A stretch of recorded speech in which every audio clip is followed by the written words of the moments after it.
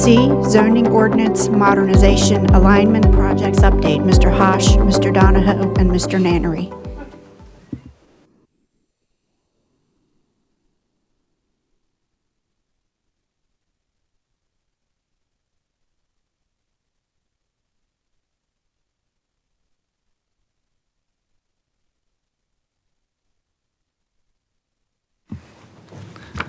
All right, good afternoon, Mr. Chair, members of the board. Dr. Casey, thank you for having us today. We'll go over some of the projects that are tangential to the ZOMod project that you are having a public hearing on tonight. So we just wanted to go over some of those things that we're asking you to set a public hearing for next month. So assuming that ZOMod gets approved tonight, these other projects would then align other sections of the county code to that ordinance to make sure that all of our development processes can still continue on forward as ZOMod comes online and is enacted. So high level, we'll start with Chapter 10 of the Land Use Plan of the Comprehensive Plan, some alignment initiatives there to align the land use categories to these new tools that will be brought forward by ZOMod. Mr. Donahoe will take care of explaining to you the updates to Chapter 17 of the County Code, which is the Subdivision Ordinance, and how we develop plats and some of the alignment issues there. And then Mr. Nannery is going to go over Chapter 18 of the County Code, which is the Water and Sewer Code of the county, and some alignment there with the changes to ZOMod as well, mostly around the mandatory connection areas of the current ordinance. And then I'll just explain here, because it's a really minor change to Chapter 8 of the County Code, which is the Stormwater Management Code section. We are moving the BMP maintenance section from the zoning ordinance to that Chapter 8. So that's the only action we're doing there. Nothing's changing that. It's just moving out of the zoning ordinance and into Chapter 8 of the county code, where it kind of belongs. That's the stormwater code section, so the BMP fees should belong in that section of the code. So, all right, so starting off with Chapter 10 of the Land Use Plan. So last month we had a work session. We had a great discussion about the comprehensive plan and the zoning ordinance. Here's the reverse side of that. So now we're talking about the comprehensive plan. Of course, that is the vision for the future. It is a policy document created by staff and adopted by you all as the board. And that is the county's land use policies for how we are going to grow and develop, and what levels of intensity or density, what areas should be residential, what areas should be commercial, what areas should be for employment, all those kinds of things. So what we're bringing forward to you today is just how we are going to align Chapter 10, not change anything. We're not looking to change density or change the overall vision of the land use plan, but simply how the new zoning tools should be used in alignment with the comprehensive plan.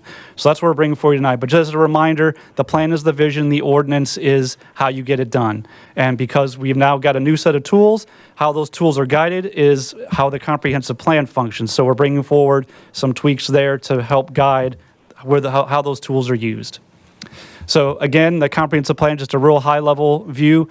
Last updated in 2025 with the Northern Route 10 corridor plan, which you just approved last month. So that was our technical last revision to our comprehensive plan.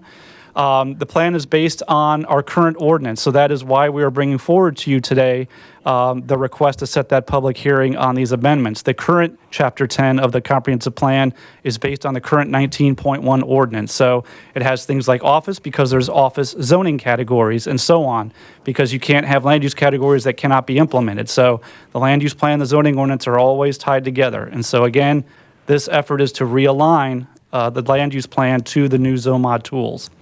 Plan has called for a zoning ordinance revision since 2012. Oh, I'm sorry. Just a clarification, when you say realign, really we're talking about is language, right? Yes, yes, sir. And I'll get into that. Yep. Just for the layman's term, what are they talking about? It's talking about language, about making sure that the language in one document matches the same phraseology we have in another document. That is correct. Yes, sir. I like to talk in simple terms so I can understand it. Yes, sir. So we have been looking forward to the new zoning ordinance, of course, for a long time. And now, of course, we have ZOMod on the precipice here tonight. And so, again, making sure the land use plan can make use of those tools is an important thing. And again, the vision is not changing, and we'll go over that. So what's not changing and what is changing in this Chapter 10 alignment? We are not changing densities. So again, the land use plan densities that are on the books today are not going to change with this alignment project. The boundaries of those land use categories are not changing as well. But an area that's residential is not all of a sudden going to be changed to commercial with this update to Chapter 10 or vice versa. And the vision map is also not changing. That vision has been held strong. That's what we've been operating under, and we're not looking to change that at this point in time. What is changing is how we are aligning the land use categories to the new zoning district. So again, right now, some of the land use categories identify what zoning districts should be used. Well, because we have new zoning districts, we need to identify which of those new ZOMod categories each land use category is recommending in that area, and we'll go over that. We added consistent design section to each land use category, so you have a good idea of what the land use plan is intending happen here. So in the rural area, we're looking for rural kinds of designs. In the mixed use centers, we're looking for a more urban form of design. So the land use plan spells that out so that it's when someone comes forward to develop property, they understand what the plan is intending here, and they can find a zoning district that matches how to use that. And then other chapters, there's various other references to the old land use categories throughout our 250-page comprehensive plan. So by adopting this Chapter 10 amendment after the public hearing, that will fix all of those older references and bring the whole plan up to the modern terms that I'll go over in a second here. So again, here is the land use map vision for the county. This is not changing with Chapter 10. You can see we have a variety of features here. We have a large green area, which is our rural area in the comprehensive plan. We have the tan areas, which are our suburban neighborhood areas. We have lots of those. You can see kind of the pink lines that go through there. Those are our major corridors. Those are most of our business and service activities occur in Chesterfield County. And then we have a lot of those little circles, and those circles are kind of the key feature of the comprehensive plan. Those are areas at usually major intersections where we are looking to develop another choice of living arrangement, mostly in a mixed-use kind of setting. So we have, if you think about the county, we have a large rural area, and that's great for people that want a rural lifestyle. We have a large suburban area that's great for people that want a suburban lifestyle. What we've heard from the community and what we've been planning for a long time is that third option, which is I want to live in an area where I don't need the car. I can walk from my home to a store or a park or something else, a tight, compact, walkable, mixed-use community. And those are things that we've only recently started seeing come online, such as the Spring Line at District 60 development. That is a good example. Or Chester Village. Chester Village is also a good example of a walkable, mixed-use environment where you have a lot of activities and things to do that you don't need to drive within the development to get to. And then you see the kind of purplish areas, those are our employment centers. We want to keep those for job opportunities for our residents and citizens to have for now and the future. So we added some new guidelines to the Chapter 10, again, because of ZOMod. So we talk about amenity space because amenity space is now in the zoning ordinance. So we talk about in the plan how amenity space should be used and kind of the overall general terms for that amenity space and what it means. We talk about ADUs, that there should be encouraged in appropriate locations. We talk about the village overlays. Again, these are all things that are features of ZOMod and how village overlays preserve our village areas.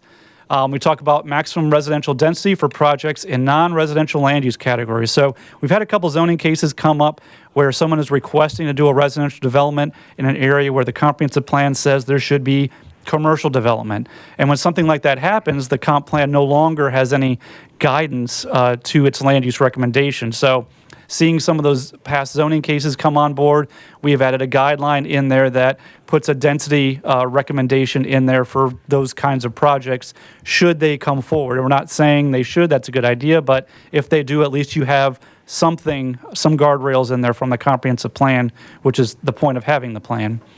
And then we also talk about data centers in here now. We know we've had a shift in how we view data centers since we last did the overall comprehensive plan in 2019. So making sure we're analyzing the impacts from such heavy land uses such as that on our infrastructure and what that means. Undergrounding utility lines, generally a good idea where we can make that done. It cleans up our corridors and makes things look a little nicer and more inviting for investment. And then residential quality, because we don't want to codify, that everybody should build a house of brick or something like that, because we're too varied for that. we put in residential quality standards in the comprehensive plan as a starting point for anyone that wishes to come forward and develop residential in the county. So it's kind of like a guiding document. It's not a requirement because it's in the plan, but it gives you an idea of where to start these negotiations from. Here's a list of general things, and we'll hit some of those. That, when you're doing business in the county, this is kind of the things that we're looking for. And maybe you do all of them, maybe you do some of them, but it's a good guideline for starting negotiations with those applicants. Mr. Chair, just a real quick question. When you say negotiations, who are we negotiating with? Usually with the applicants. So they come forward with a development application, and rather than, there's no guidance for them and they kind of make things up, the plan kind of says, here's some things that we're looking for with new residential development, so that when an application is made, they can address some or all of those. So as far as transmission lines and utility lines, you're suggesting that we would be able to negotiate with the applicant to put utility lines underground? Yes, sir. And in fact, in most of our commercial developments, it's already a requirement today. Okay. And what we want to do is extend that wherever we can. Now, again, the plan's not forcing that because it's not a law, but it's encouraging that where we can. And then, of course, the ordinance says under what conditions you have to bury them. But we would love to bury them wherever we can. So would that be placed then in the zoning modernization in ZOMod? ZOMod carries what we have today, which is in the non-residential developments. That's already a requirement of today's ordinance, and ZOMod just carries that forward. Okay, so I'm going to kind of, because you brought up Springline. And so I hear what you're saying loud and clear in that there are folks that are out there and they want to walk to where they're going and stuff like that. But Springline specifically has a problem in that they can't walk across the street. They Right. can't get over Midlothian. How does that get paid for? Is that something that the applicant would then be expected to pay for, that bridge? That could be a part of the negotiation on a zoning case. I don't know. It's not through the comprehensive plan, I'll tell you that much, but that might be negotiations with CDOT, VDOT, the applicant, depending on the scale of development or what their impacts are going to be. Okay. Thank you. Yes, sir. Certainly, if someone proffered to build a pedestrian bridge over a road, I don't think we would say no to that, but that's usually a pretty expensive item. Agreed, but then that would be contingent upon the whole idea in the first place, right? Right. Okay. All right, so here is a list of kind of the meat and potatoes of what we're talking about here with the Chapter 10 alignment process. On the left side, you can see these are the current land use plan categories and their names. In the middle column there, the proposed plan. This is what we're proposing to rename these categories to. And then the right side column is the appropriate ZOMod district that each of those land use categories is saying is an appropriate zoning district to ask for in each of those categories. Not that to say that if you ask for it, you're automatically going to get it, but if somebody comes forward and says, my land use plan says I'm rural, residential, agricultural, what kind of zoning should I ask for?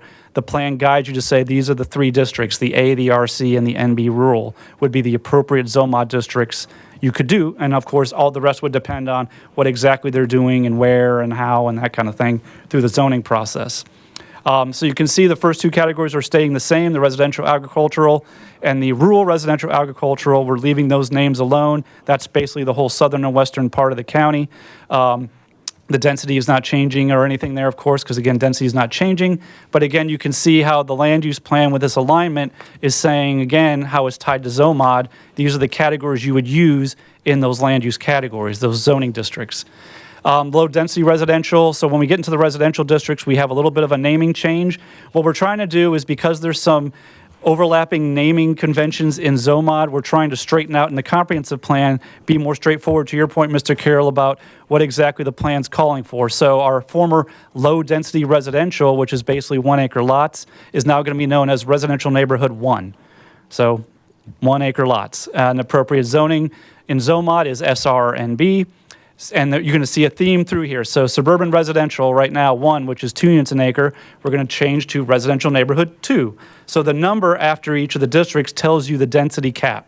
So suburban residential 2 has a 2 to 4 range. It's now going to be known as residential neighborhood 4, max of 4 units per acre. You can go less, but max of 4. And again, you can see the ZOMod district that corresponds to that land use category. What would you ask for in there? And so on through the categories. Medium high density residential 4 to 8 becomes residential neighborhood 8. High density residential, which is 12 units an acre or less, becomes residential neighborhood 12.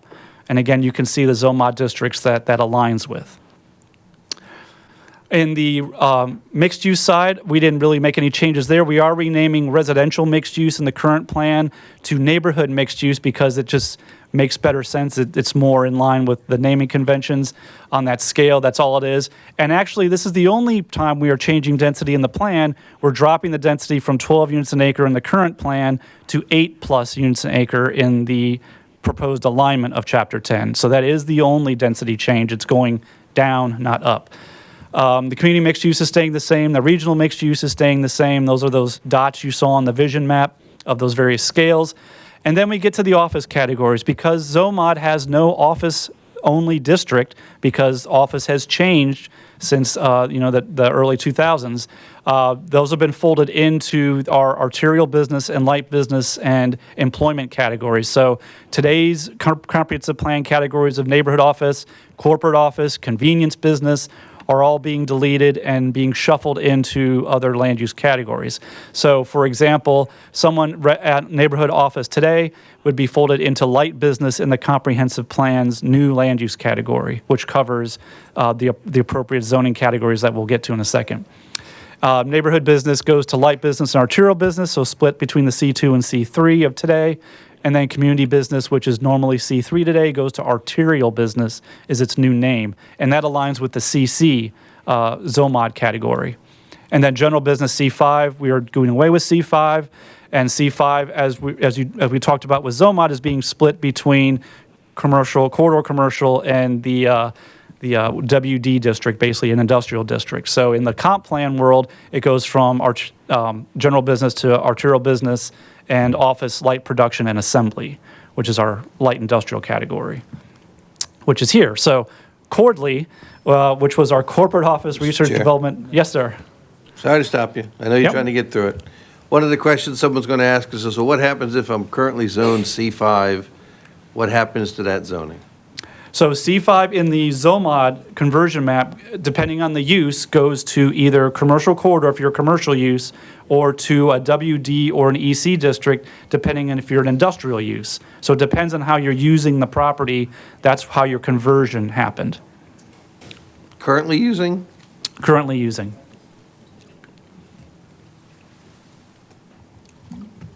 All right.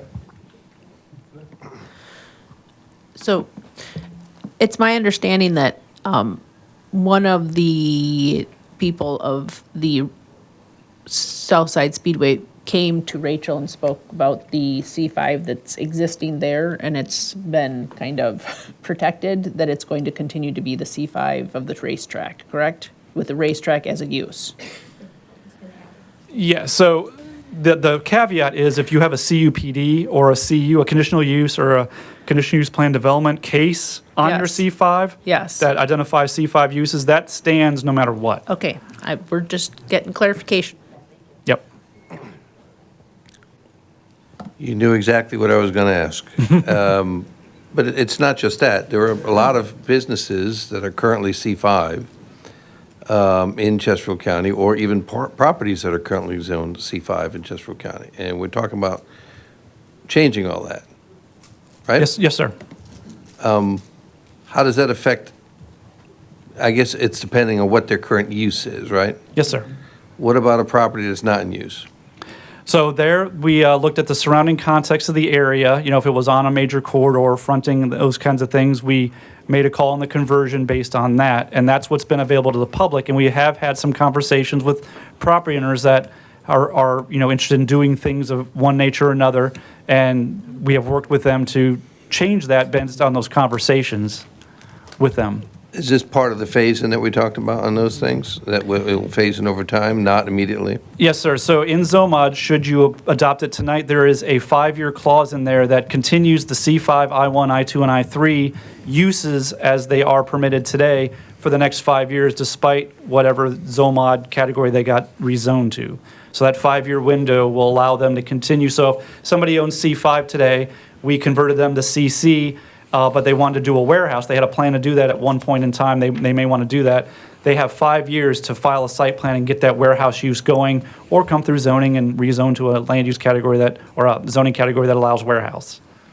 So they have a window of time to get that moving. So this could have one or two effects. One, it could promote people who are sitting on C5 zoning right now to do something with it, which could produce more things for the community. Yes, sir. Or it would bring them forward to say, I want to change to this now. Yes, sir. So it's a possibility of both. Yes, sir. Thank you. In that 5 years, they, as long as they use that use within the 5 years, they get to keep it as long as they continually use it and don't quit using it for 2 years or more. But if they did quit using it for 2 or more years, then it would just revert to what the ZOMod, the comp plan calls for that area. What the underlying zoning was. The Yes, sir. underlying zone, yeah. Okay. In the industrial side, again, Cordley is our corporate office, research and development, light industrial category in today's comp plan. That's being changed to office, light production, and assembly in in the new arranged comp plan to match ZOMod's industrial categories, our employment categories there of EC and WD. And then our industrial land use category in the comp plan today is being changed to manufacturing and processing, again, to reflect what's in ZOMod. ZOMod makes a distinction, as a reminder, between manufacturing and warehousing, because we don't want all of our industrial land to go just to warehouses. So our comp plan reflects that intent from ZOMod. And of course, the institutional and conservation land use categories are not changing. Those reflect uses on the ground or easements that have been placed on property. And we had a discussion with you, Mr. Carroll, about some that we'll be adding when we update the comprehensive plan, some more of those conservation areas to the map. So then looking ahead, again, I think this came up in our ZOMod meeting last month. This is just a stopgap measure that we're asking you all to set a public hearing for, just to align our land use categories to ZOMod so that when applicants come forward with the new ZOMod tools, the comprehensive plan helps guide which tool they should be using. We hope and have heard from you all at the board level that there's an interest in doing an overhaul to our more comprehensive overhaul to our comprehensive plan.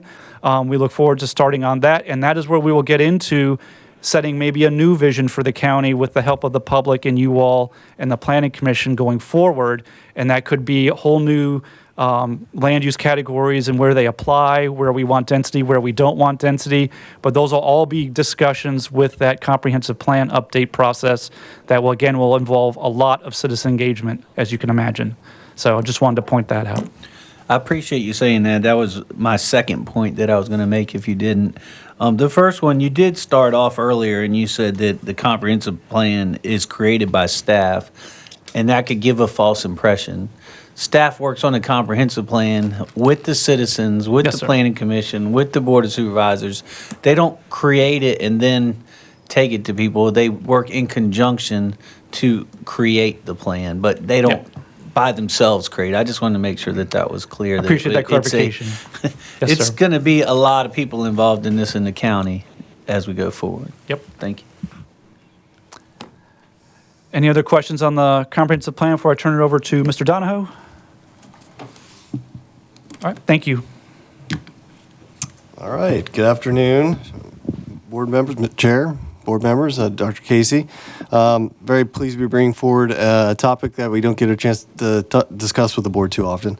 This is the subdivision ordinance. We're going to be doing, or we've been working on an update to the subdivision ordinance for the better part of a few years now. We just recently went to the Planning Commission and had a positive recommendation from them, and now we're here before the board to tell you what we're proposing as far as changes are concerned.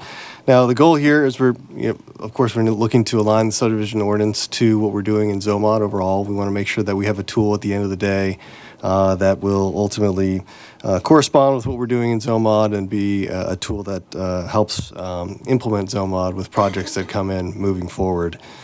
But what is the subdivision ordinance? As I mentioned, comparatively speaking, the board and the Planning Commission and citizens really don't have a lot of interaction with the subdivision ordinance when you compare it to how often folks might touch the zoning ordinance and familiarity there. And so what it is, though, it provides the requirements and processes that for the subdivision of land in the county. We like to think of it as a rule book, really, for the way to go about subdividing land in the county. So it is essentially a document that contains the processes for how to go about subdividing land. So why are we updating the subdivision ordinance? As we mentioned, we need to be consistent with what we're doing with the zoning ordinance. We wanted to implement current county development and land use policies and procedures that we've evolved to over time. We've added some existing policies that don't really have a home, but we've been implementing them for a number of years now, and I'll go into some of those policies shortly. We're updating procedures, as I mentioned. We want to ensure that the subdivision ordinance is in conformance with state code. So there's a number of changes there that we needed to kind of catch up our subdivision ordinance because of changes that have come to light or come into effect recently at the state level. And just like with ZOMod, we want to make sure that we have a more user-friendly, web-friendly document at the end of the day that's more enforceable and more consistently enforced by staff. And so I did want to point out the difference between the zoning ordinance and the subdivision ordinance as it relates to the overall work effort that was involved in the development. The subdivision ordinance is a relatively slim document, being roughly 70 pages, where ZOMod is substantially more than that, 300 plus. So the work effort there is substantially different. Also, we didn't set out to completely change our subdivision ordinance either. What we have today really does work pretty well, or does work well, and will continue to work well into the future. So we just needed to, again, address those key elements that I mentioned before in our update of the subdivision ordinance. 80 to 85% is what I've been saying that we are keeping in today's ordinance as we go forward with these changes. But we have quick on reformatted. that. Yes, sir. I know there's been some concern that if you live in a subdivision, either ZOMod or this subdivision ordinance would allow somebody to go back and cherry pick a portion of the subdivision off and make it denser or make it something different than the rest of the neighborhood is. And I know the answer, but I just want to hear your response to the people that would ask if that's happening. So we have kind of two protections there. One would be in ZOMod that says if you're going to re-subdivide an existing subdivision, you'd have to come before the board and request that. So that's one thing that the board and planning commission would be able to weigh in. The other is that vacating a subdivision requires board action as well, and we push it to the board for action there. So it really is a two-part protection. So it's a very unlikely scenario that would play out. So How does that differ from the way we do it now? it actually doesn't. No, it doesn't differ. Well- You have to go through the same process if you want to do it, right? So you'd have to, for the vacation of a Yes. subdivision, you'd have to come back before the board. So that is not changing, yeah. Right, because some people believe that ZOMod is changing something and making it different than what it already is. But if someone brought a conditional use permit, if they vacated a subdivision and then came forward to the board right now with a conditional use proposal to change the product that's in there, they could do that, right? That's correct, yes. Right, so we're doing the same thing here. It involves board approval. Yes. Yes, sir. Exactly, yeah. So what we are doing, though, is we've reformatted the entire document into these kind of articles here that kind of organize the standards that we have and the procedures that we have. And what I'm going to do is I'm going to go through these individually and talk about the things that are changing and the things that are not changing. So feel free to stop me if you'd like to talk about any of the things I've mentioned. Introduction, the first article, we don't have any changes there, nothing substantive. It's the same, again, intention of this document as it is today versus where we're going with it. We do have a fair number of changes in the procedure section, though, so getting right into those. For starters, I mentioned state code changes that have come into effect recently. As of July 1st, 2025, the Planning Commission, yes, sir. Sorry, I got to ask this question Yeah. before, I'm getting old and before it gets out of my head. Okay. I haven't seen it, but if we had anybody in the recent history do what I just said, go into a neighborhood, buy all the houses up, knock them all down, and then come back before the board, get it vacated, and then asked to put higher density in? I'm not aware of a single instance of that. Not since I've been on the board. I've not seen it. Okay. Jim's been around a lot longer than us. So no one's done that. And I would say even if they did, we probably wouldn't support it. That's what I said, they can ask. Just make sure I said that before I jumped out of my head. Yes, sir. So with these state code changes that have recently come into effect, the Planning Commission no longer has the potential to, the purview of reviewing preliminary plats and construction plans. So there are a number of processes in today's subdivision ordinance that we needed to amend and essentially, again, catch up to what the limitations are that have been provided to us by the state. In particular, a transfer request. What that is in today's ordinance that is going to be removed with the update is if you submit a preliminary plat today and a adjacent property owner, an aggrieved person, may have an issue after reviewing the preliminary plat, let's just say a location of a BMP or something like that is not what they envisioned it to be, they could have essentially contacted the county planning staff and requested that the review be transferred to the Planning Commission. That is no longer an option as a result of the state code changes. So that remains an administrative process. However, what we're going to continue to do is to post the properties for preliminary plats when they come in. So that will still remain a public process. People will be aware that there is a preliminary plat that's been submitted and they can provide comments to staff, and that will be incorporated in our review with the applicant as that proceeds through the process. Yes, sir. That was a state code change. That's correct. Just went through in the last General Assembly, became law on July 1st. That's correct. So we really had no input on that. Like I said, we just need to catch our document up, and that's essentially what we're doing with some of these state code changes. What we do have available still is the use of a schematic plan. And a schematic plan is something that the Planning Commission and Board can include in the approval of a zoning case as a requirement post-approval to then require an applicant to provide a schematic plan that then comes back to the Planning Commission for review to make sure that some of the details have been ironed out. And so the purpose of a transfer request to some extent is still going to be upheld with what we're doing or carrying forward with the schematic plan. The schematic plan is something, again, that it's a proffered requirement, and it also can be required if they're doing a multi-phase development. We would also require the submission of a schematic plan there. The preliminary plat and construction plan, I have it there as a change, but what that really is today, under today's ordinance, the preliminary plat needs to be submitted and fully reviewed and approved prior to the submission of a construction plan. And what that does is that does have the effect of lengthening the overall review time.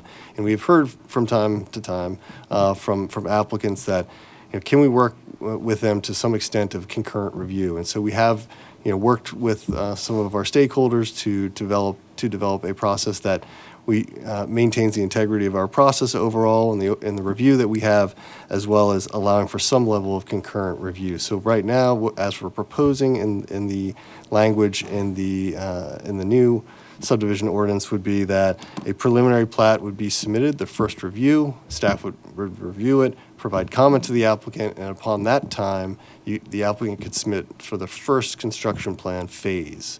So not a second phase or a third, it would be the first phase that we would allow for the concurrent review of. Of course, the preliminary plat would have to be approved prior to the construction plan. That's the catch, so that you're not putting things out of order in the process. So that's one thing we're making a change in this document. We have major and minor subdivision plats. These have been formerly known as the lot subdivision or the parcel plat process, but this is the major subdivision. It's not a new process, it's just renamed essentially.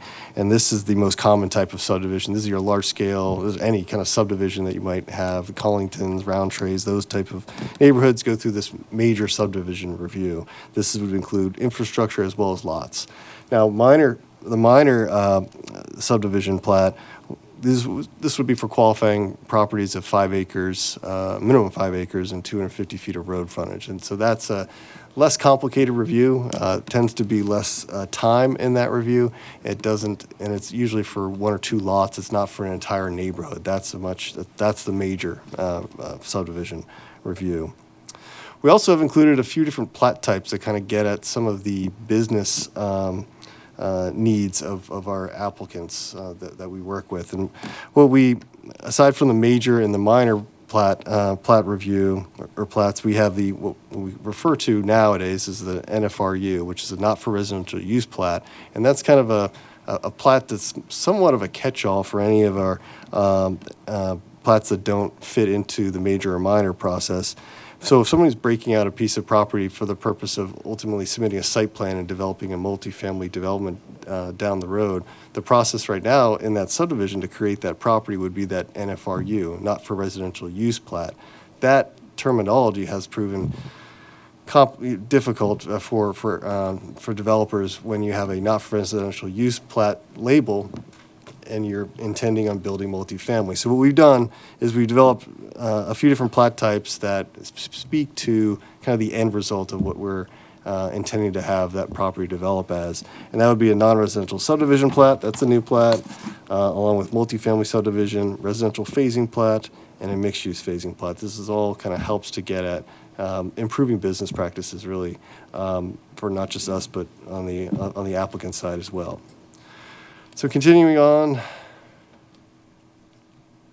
okay, Article 3, we simply just reference that we are going to be implementing 19.2's the ZOMod buffers and setbacks through the subdivision regulations. So when a preliminary plat comes in, we're going to be, of course, utilizing and implementing what's in 19.2 of the new zoning ordinance if it were to go forward. One of the key elements of ZOMod, of course, is amenity space. And so this is kind of, at this stage in the process, post-zoning approval would be kind of where the rubber meets the road and making sure we're getting the amount of amenity space and the various types of amenity space that we had envisioned in the zoning case that was approved and came before the board. And so at this stage in the process, we will be at the preliminary plat submission, you'll see the various types of amenity space listed on the preliminary plat. And as we go forward, as that gets approved and gets further refined at the construction plan phase, you'll actually have the specific acreage of any various type of amenity spaces you see listed there. That's just a clip of some of the options that developers will have to fulfill that amenity space requirement. And then, of course, at the final plat stage, you'll have a amenity space shown. And so the combination of the final plat and showing the actual amenity space along with the construction plan, you'll know, looking at those two things, the exact plan for what that amount of amenity space that was required and what type of amenity space will actually be developed. So that's how that will play out at the next stage in the process. Article 3 continued. We have subdivision standards continued. The installation of improvements, building permits. We don't have any significant changes to this section. However, we are maintaining the time for construction of neighborhood streets. So right now in the ordinance, we have a requirement that no more than 60% of the building permits can be issued until the first layer of asphalt has been completed. And then no more than 90% of the building permits can be issued until streets are constructed and accepted into the state system. What we are adding, though, is that perhaps a scenario down the line, if VDOT were to be acceptable to this scenario, is that pedestrian accommodations, in this case sidewalks, could be constructed at a time post-acceptance of the streets.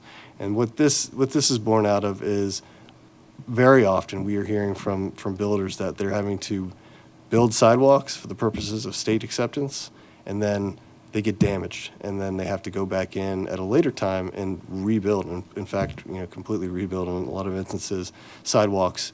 And so from a staff perspective, this allows for the option, if VDOT were to be agreeable to this scenario, to have the sidewalks constructed at a later time. Of course, they would be provided in full before we release any bonds of anything of that nature.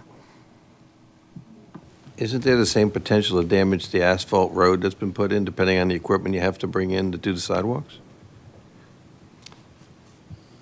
I actually wanted to, I just asked that question to a builder. What we have heard is that just the coming off the road in multiple places, going over, traversing with heavy equipment on the sidewalk that causes the damage. It can also cause damage to the curb. Yeah. Correct. So it may have the same effect. I think we should probably consult with some people who do this for a living and find out what the best process is, because depending on the type of equipment, it might not be an issue. But to come back after it's been approved You know, who's going to be responsible to fix the road if they damage it once it's in the VDOT system? Well, there, It can't go in the VDOT system until all of the sidewalks are in. No. What he's saying is that it could come back later and do the sidewalks after it's accepted in the VDOT. Isn't that what you yeah, just that's correct, said? but it'd be before any bonds would be released, so we'd be holding that, so they would be on the hook to finish and complete that project. They are already right now putting the sidewalks in after the fact because they've already put it in once. They have to tear it out and put it back in after the fact anyway. Okay. So they're already doing that. So it could happen both ways.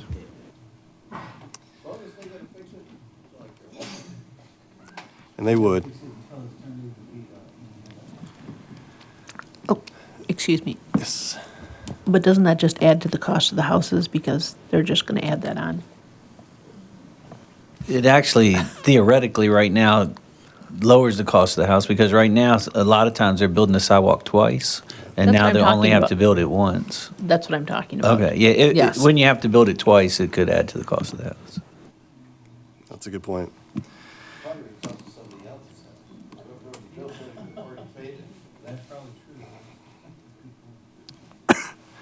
Excuse me. So the next section is arrangement design, stub roads. So this is where the existing county policies that we've had around for quite some time that we implement with every plan that comes in, but it doesn't reside in any code. We've looked to add that to the subdivision ordinance because that's the appropriate location for it. That's where it is implemented. So our stub road policy that we've had on the books since 1989 really speaks to the classification of street within a community, and so that is something we've reiterated that into the code. Same with our connectivity policy. That's the policy that speaks to the creation of stub streets and connection of stub streets, and us wanting that to be something that we are continuing to pursue and making sure our communities are connected. So these are the things that we've now added to the code that are standing policies. Nothing new. It's just being added to the code. So continuing with subdivision standards, geometric design. One point here is that our public street designs shall comply with VDOT road design manual. That's nothing new. What we are building into this code would be for the future potential, really, for alternative street design to be approved in accordance with VDOT's traditional neighborhood design section of their manual, of the VDOT road design manual. And that would be if the county wants to pursue that. So if the county, for some of our more urbanizing areas, we want to have a public street section that might be better suited for that style of design, we would work with the board, and of course the planning commission, to develop that and ultimately submit that for VDOT for potential use in the future. We just have allowed for that opportunity in the code moving forward to that if we were to, it's basically a conversation at a later time. Private streets and alleys, we've similarly with our private streets as it stands today, we don't have standards for private streets other than what VDOT tells us we need to do. So we are keeping open the door for there's interest in designing our own Chesterfield private street standards, which we can then establish, of course, with the input of the planning commission and certainly the board, and having a preset set of private street standards that suit our community. So yeah, we've also, moving to the next section, which would be mailboxes. So what we've done here is we've just added CBUs are needed in any community where we have 4 lots or more. And so what we've done is just added some language that we want to make sure that at the time of subdivision review, we're looking at the location, making sure it's accessible, the installation, the timing in particular, the installation. We want our residents to be able to start receiving mail upon moving into their home. That's kind of a no-brainer. We wanted to make sure that was included into the case, into the all right.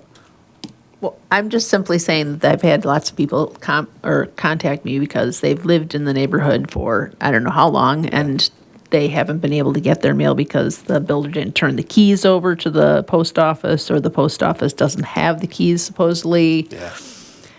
Is there any policies as to when they have to do those things? I mean, it just seems ridiculous that this I know the post office is a mess right now. There's that- got to be a process. So that's what we're trying to address with this, not the timing aspect in particular. Is we can't control necessarily the postal service and their approval, but what we need to make sure that is happening is that the developer is creating at least a temporary scenario where mail can be delivered upon when the time in which a CO is issued for those units. Whether or not postal service does it, that might be a different scenario. And there's also some subdivisions that are still putting or a mailbox at the end of people's driveways, despite the fact that they also have the CBUs, like in Roundtree. Interesting.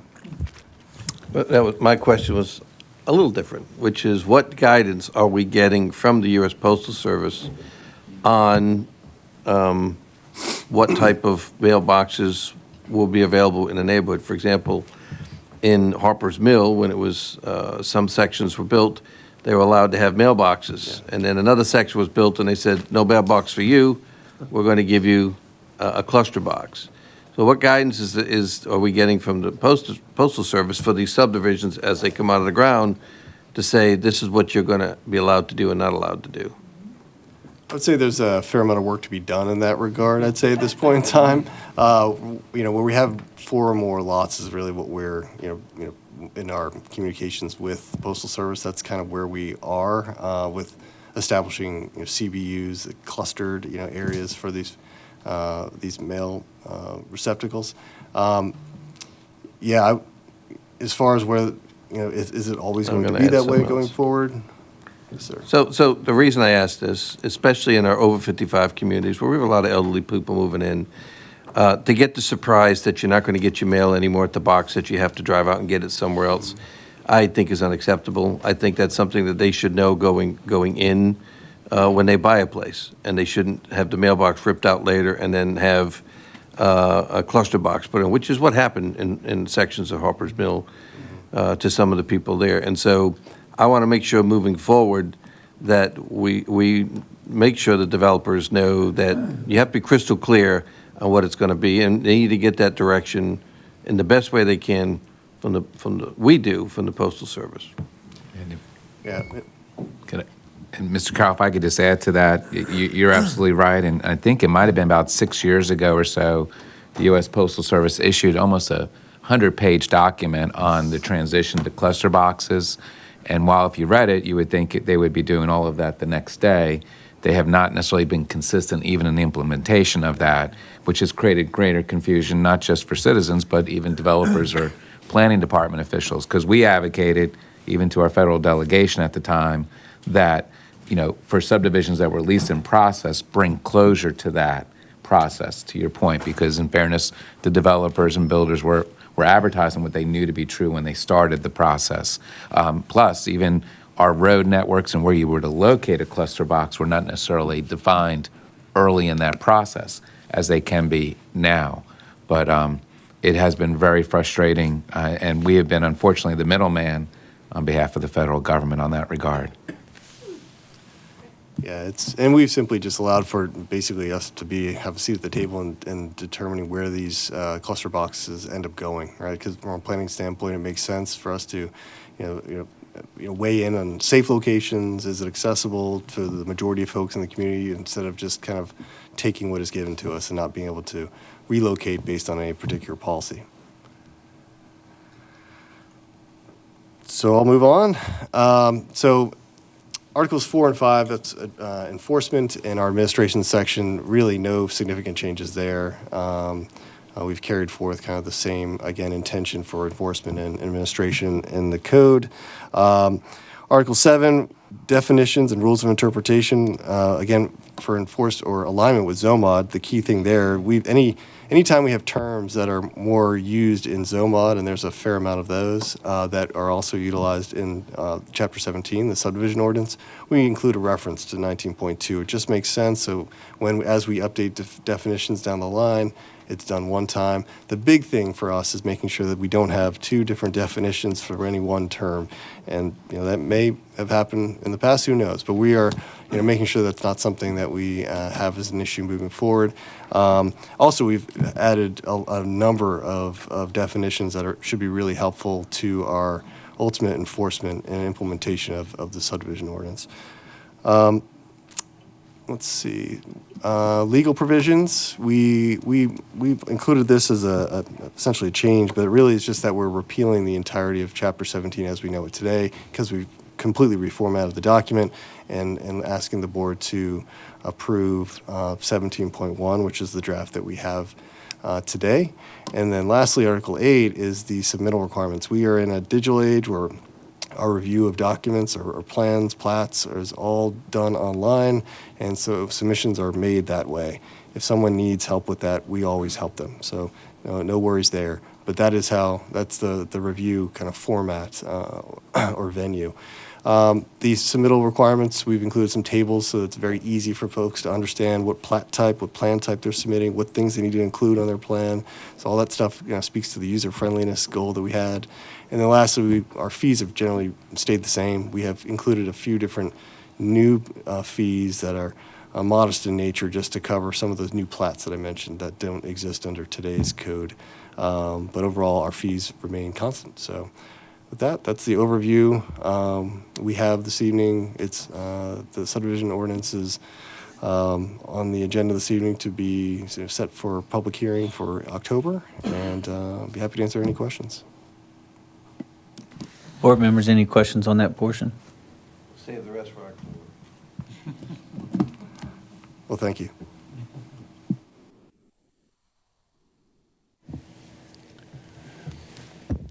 All right. Good afternoon, Mr. Chair, honorable members of the board, Dr. Casey.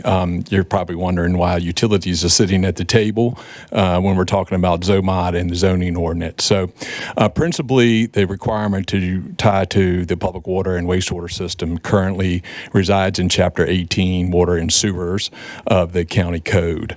Back in 2013, when we updated the comprehensive plan, the mandatory connection areas came out of that comprehensive plan update. We developed maps of the county for both residential and non-residential areas and assigned requirements. The entire county is required to connect to water if you're a residential lot subdivision. So we are changing and aligning up our code to align with ZOMod. We're reassigning the connection requirements to be directly tied to the zoning, and then the exception process will also be part of the ZOMod. The board will certainly be allow those opportunities to provide exceptions through the ZOMod process.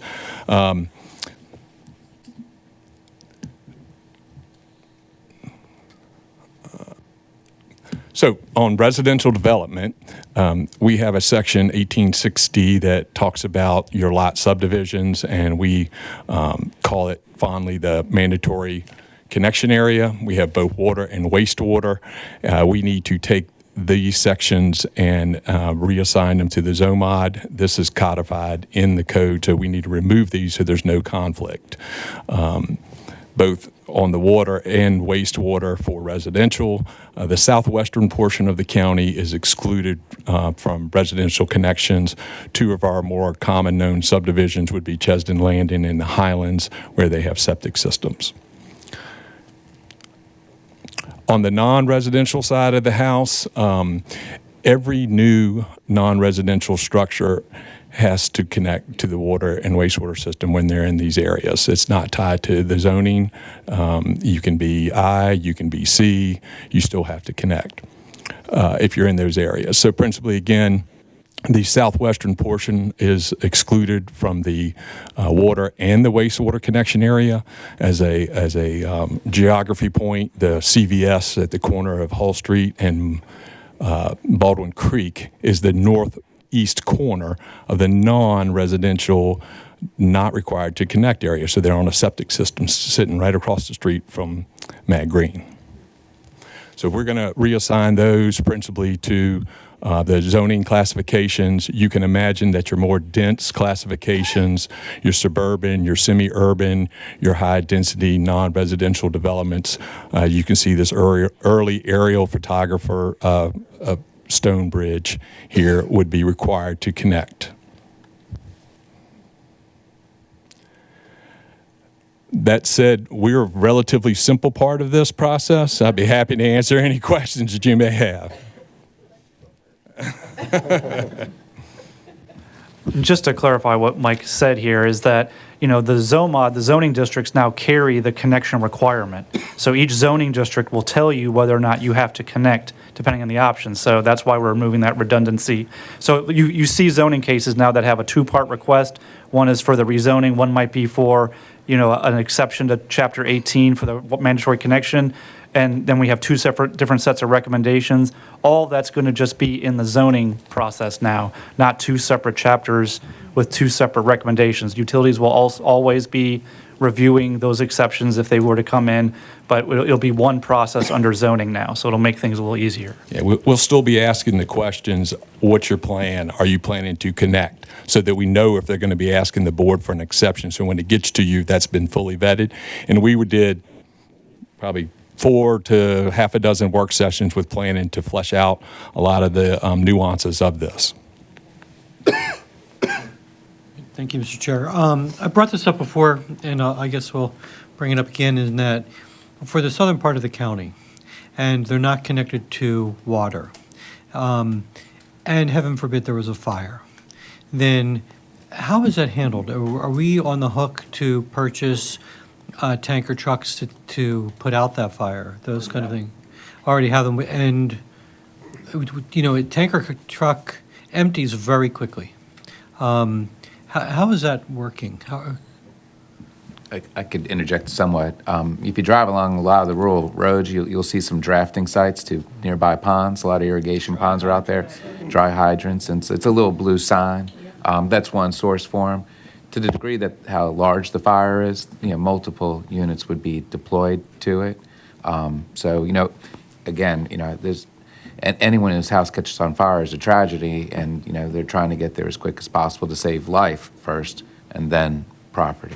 But I think George could probably speak to this too. We actually, when they put the water line in from the Appomattox up to Swift Creek, that also added a lot of fire hydrants all along River Road and Riverway Road. I know because I've had to call the fire department and utilities to come out and dig them out because stuff has grown around them. So that we do have a lot of fire hydrants actually through the southern tier of Matoka, right? Mr. Chairman, members of the board, yes, that is true. Chesterfield County is very fortunate to have 3 interconnected water supplies. Our largest supply is the Appomattox River Water Authority. They have a 96 million gallon day plant down there. We have large diameter transmission mains. One of the lines can move 40 million gallons a day through that line, and that line would come from the southern portion of the county to the northern portion. And actually, the transmission line ties all the way from Lake Chesden basically up to Hull Street. So there are corridors in there that the fire department could refill tanker trucks to be closer to the areas that don't have a public water system or fire protection. And we also have a proposed line that would be extended from Beach Road all the way up to Beaver Bridge and all the way up Beaver Bridge to Hull Street as well, possibly in the future, right? That is correct. And a lot of our system is expanded as areas in the county develop. Yep. So could we proffer that whenever we're putting in a new subdivision, that there has to be a certain distance where a fire hydrant has to be? So, Dr. Miller, I can help you with that question. Our current standards require fire hydrants at certain intervals, and then the fire code actually does too. The fire department plays more of an integral part with that than we do in utilities. I do know that the rural fire code, if there's a water line running along, say, Beach Road or River Road, that every 1,000 foot they want to see a fire hydrant. Okay, thank you. I think if there's no other questions, I think Mr. Gillies has some closing remarks he wants to give about tonight. Well, and I have a question for him too, so, sorry. As Mr. Hosh mentioned earlier in this presentation, we had a very comprehensive and thorough review of ZOMod at the last work session in August. And what I was going to touch on is a few of the additional discussions that have gone on since that meeting in August. that have been either incorporated in the draft that you have before you tonight for ZOMod or have been suggested very recently as to some additional changes. So if you'll let me, I'll just kind of quickly go over those. There are three that I think would be very important for you all to know and try to touch on. The first one is changes to what I call 19.247D, which is in the procedures section. This is basically, in common language, a few of you were concerned, especially Mr. Engel, that an existing ZOMod applicant, or not ZOMod applicant, but an existing 19.1 zoning application that is on the books today would have the right to, at least have the option to be heard with 19.1 and not have to be converted immediately to ZOMod as of January 1 of 2026. So the suggestion was to give an additional 180 days from January of 2026, if you all would approve ZOMod as it's written today, for those cases that have been filed currently under 19.1 that have the choice of either being heard and reviewed under 19.1 and those land uses, or they could obviously be converted to 19.2 and be heard with the new ordinance. And there are some advantages for some of these cases to go to 19.2, so they would probably voluntarily do that. But the idea that for 6 months, there'd be an opportunity for these existing cases to be heard with the ordinance that they originally filed with. And we have put that language into the procedures section. It's on page 350 of your draft, and I think that language would cover the concerns that Mr. Engel and a few of you others have brought up to, what's fair is fair. They filed under this ordinance. They should be heard under that ordinance. And then after July of 26, the 180 days, that option no longer exists. It goes away, and either the case can be withdrawn or they can convert it to ZOMod, but they don't have that grace period again for the 160 day, for the 180 days. So that's the first thing. So that's 19.247D. The second was suggested consideration that would allow for smaller single-family detached lots to be included with our townhouse or TR zoning district. We currently in ZOMod allow for single-family detached lots to be included in TR, but they have to be done with the SU zoning classification, which goes from the 7,500 square foot to the 4,500 square foot lot configuration, basically a 45 by 100 square foot lot configuration. There's been some concern that, or at least suggestion that maybe a smaller single-family detached lot configuration should go into the TR district. I think respectfully from a staff standpoint, we'd kind of like to wait on that for 6 months or so to see how the trends work with some of the cases that we have coming forward, if it's really necessary to go to that small a lot within TR.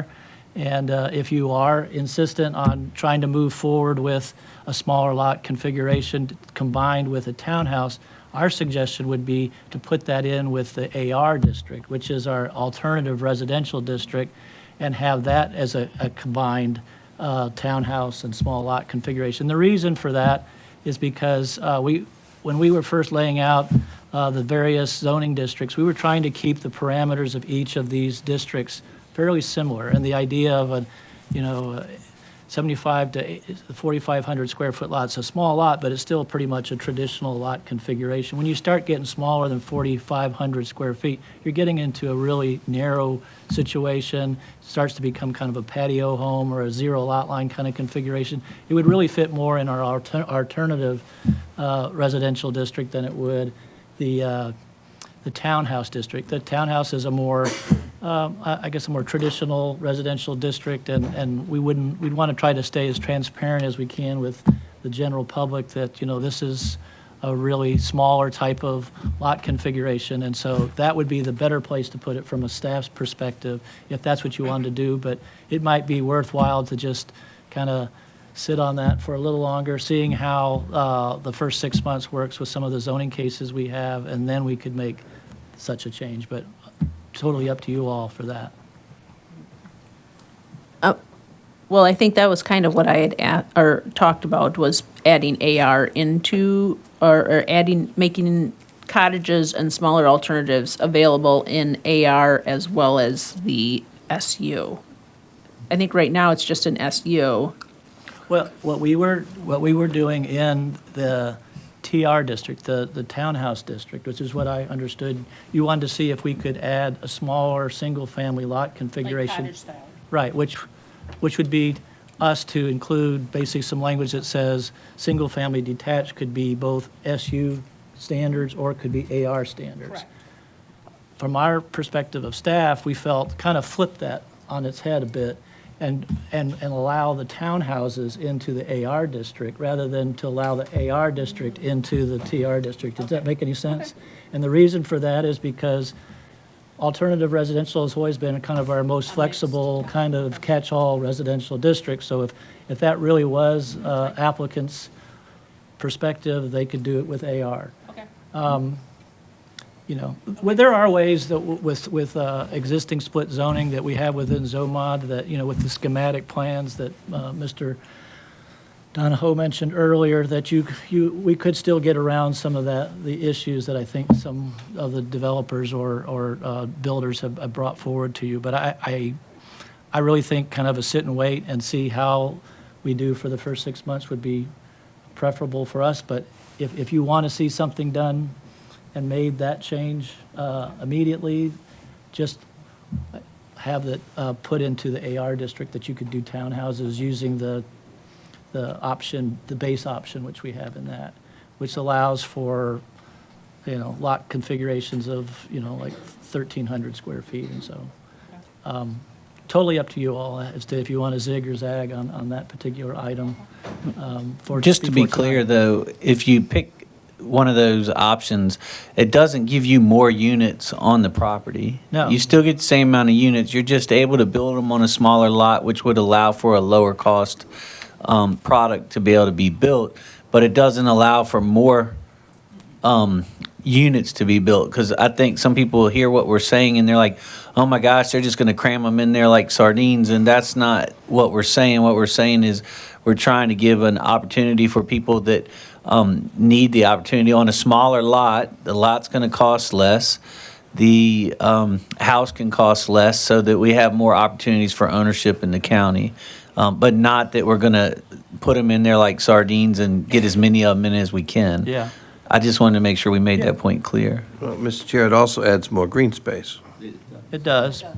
But I think staff's position going into this was, you know, a 45 for, you know, currently the smallest legal lot you can do in Chesterfield now is 12,000 square feet. The idea of allowing townhouses and lots of 4,500 square feet to be in the same zoning district was a big enough leap at first. The idea of trying to narrow that down to 3,000 or 2,500 square foot lots, that starts to get a little tight. And until we can get our kind of sea legs under ZOMod and have a few of these mixed projects kind of come forward and see how they lay out, the idea of doing a more, you know, traditional small lot residential configuration with the 4,500 would be a smarter way to go. Let the rope out slower than too fast, and that's our position. But again, it's not something we can't make a quick change to basically allow townhouses into AR. That would be a change that could happen tonight, and I think we could make that adjustment pretty quickly within the staff.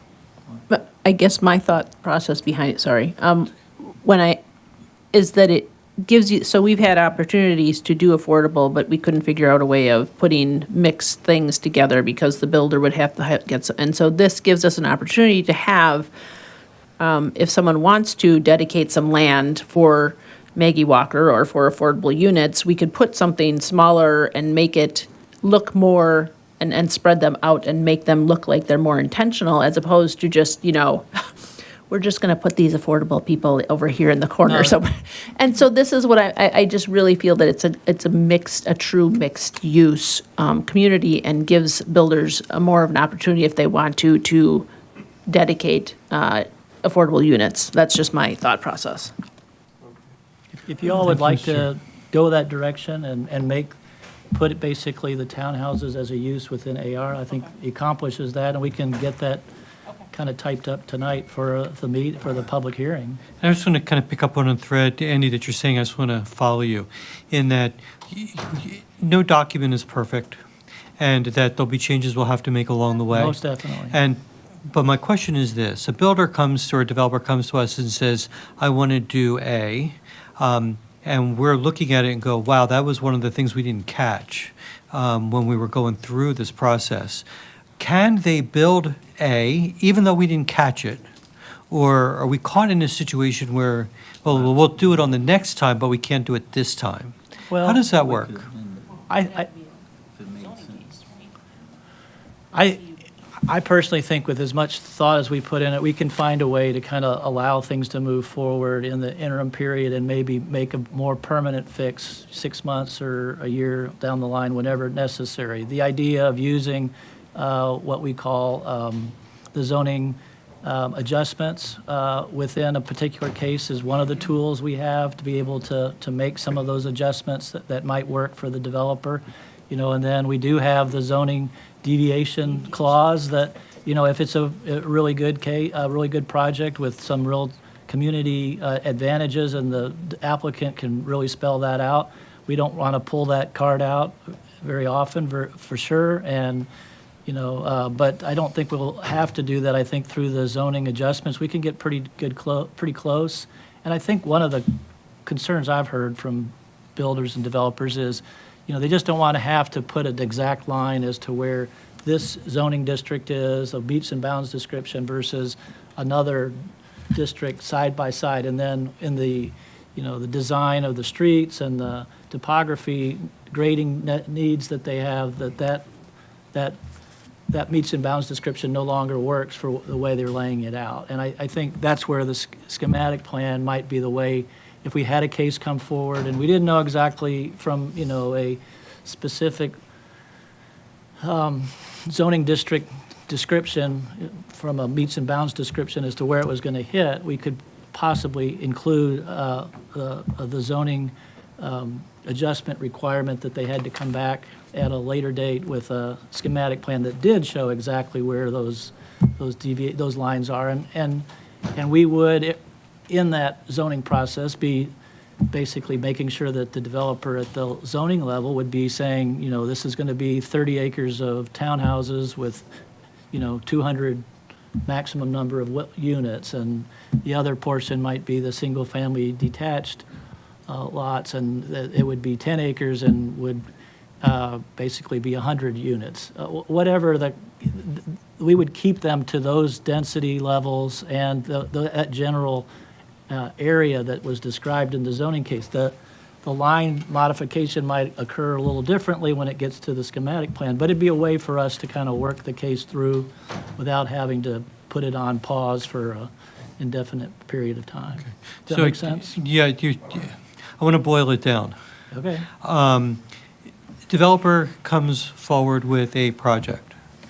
We're looking at ZOMod and going, well, that's creative. We hadn't considered that before, and this is the way it's going to impact. However, it's not a way that we would like it to impact. But it's in ZOMod, it's written that way. Are they allowed to do it? And I guess the question I'm asking is by right, if it's put in that way on ZOMod. I want to be really clear. As Mr. Carroll brought out earlier, the whole zoning process is not really changing. It's still going to be, has to, get through staff with being a recommendation, hopefully. They sometimes don't wait for that and go forward to the Planning Commission. But the idea that it would then have to go to the Planning Commission and get their recommendation, and then you guys are the ultimate judges. If it is a bad plan and you don't like it, then turn it down. Okay, thank you. Okay. The the last thing, and third one that I'll mention, I'll hurry up here. We've had some discussion recently about religious institutions and our description of religious institution, that there had been some, in the general public, I think that misread what we had in ZOMod. It came to our attention recently. Tonight, I've provided you all a quick kind of revision of that. The point I think that got misunderstood was that we had in that original language that child daycare centers and schools were not necessarily allowed within the religious institution boundaries. And that was not the case. Basically, all that we're saying is that we have a fairly broad definition of religious institution, includes churches, temples, so on and so forth. And it allows for the worship, places of worship and that type of activity. We've even had a fairly long list of other types of activities that can go on a religious institution site. But the only two things that really you had to get extra permission for through a conditional use process was a child daycare center or a private school. And that's the policy we've had for decades here, as to everybody, secular or religious, would have to go through the same process for either a child daycare center or for a private school. And we didn't word it great, so the idea of us trying to go back and get some better language that could explain that to the general public, I think, is what we've attempted to do. And Mr. Carroll and I have had a couple conversations today to try to get there, and hopefully we got close. You got a question first? No, go ahead, Mr. Elway. I actually have a question for County Attorney. Have you looked at everything that's been proposed and looked at concerns that have been presented to us? And can you confirm to us whether or not what we're doing complies with federal, state, and local law? It does, yeah. We have looked at it, and we've actually studied this question over the years. It's not the first time that it's come up, so. So no, this RLUIPA is in the particular federal act that was raised, and there is not an inconsistency with RLUIPA. So this will satisfy the federal law, yeah. Thank you. Mr. Chair, two things. One, if you look on the screen, one of the phrases that's been stricken from it is located in a permanent building. And the issue is brought forward on that because you may have, and this is only for new. This is not for existing religious institutions. Everybody who's already zoned already has a right to do all this or go through the process, for example, under conditional use to get to schools, right? So all that's staying in place. But I think there was, the question that came up from the community was, what if a new church is created, they buy land, they're going to build, they're going through the building process, they want to put a tent up because they want to have ceremonies on a Sunday or on a weekend, or they want to have a marriage, wedding ceremony, whatever it might be. And so we're striking the language of permanent building to make sure that they understand that you can do this. It's not going to restrict it. The other thing that I think people forget about all of this is a Dillon rule state, which means whatever the state says, whatever the federal government says in relating to regulations, especially we'll talk about specifically religious institutions, we have to follow what the law is. We can't change or supersede what the law is from the state. We can't change or supersede what the federal law is. We have to follow those guidelines, which is what our attorney just said, meaning that we've got the right language here. But that applies for all of our zoning ordinance. And if the state, wait a minute, we just talked about this. If they actually change something like they did a little while ago on July 1st of this year, we have to change our ordinance to match it, because we cannot be outside of what the minimum expectations are of what the state or the federal government is. And so all of what we're doing here is still held to those same standards, the same standards that 19.1 was held to. It'll be held in the 19.2. Nothing's changing from that perspective, but I appreciate the change in language here, because I really think that when someone from the community looks at this, they need to understand clearly that, okay, yes, we can do this. And I think this really puts that in a better perspective. So I appreciate the change. I'm sorry, did you want to speak? No. I was just going to point out that, we also tried to clean up, you had some concern that somehow we were clandestinely trying to eliminate Sunday school or those type of educational. We've put some language in there that says, during the services, fine, you can have the Sunday schools and so forth. That's not considered part of a private school or a daycare. It's part of the services that they're having at the church. So we included that. I think it's an excellent add to really make it so that people understand it. We're not trying to curb what they can do on a Sunday or a Saturday night evening when they have a church service, or Monday, Tuesday, Wednesday, Thursday, Friday, because church could be held any day of the week. So I appreciate you making the changes. Okay, thank you, sir. Thank you. That's pretty much it. Those three things are really the only big items that have kind of come up since that August 27th workshop that you all had. Mr. Minks, well, with their transition, and one more question for you. There was other concerns that somehow ZOMod was going to change tax status for churches, and that's absolutely false, correct? No, it does not. It doesn't. Thank you. Just flat out does not, yeah. And I think that the plan then is to take all of these ideas, which are post the fairly lengthy memo that you all have seen, that had all the red line changes, that these then will be added to that into a motion that will be easy to deal with. Microphone. You get talking. Yeah. We're going to all try to put that in some language so that you all can have that tonight. Thank you. All right. Thank you. And thank you for your patience. I know we're a little behind where we thought we would be, so. What else?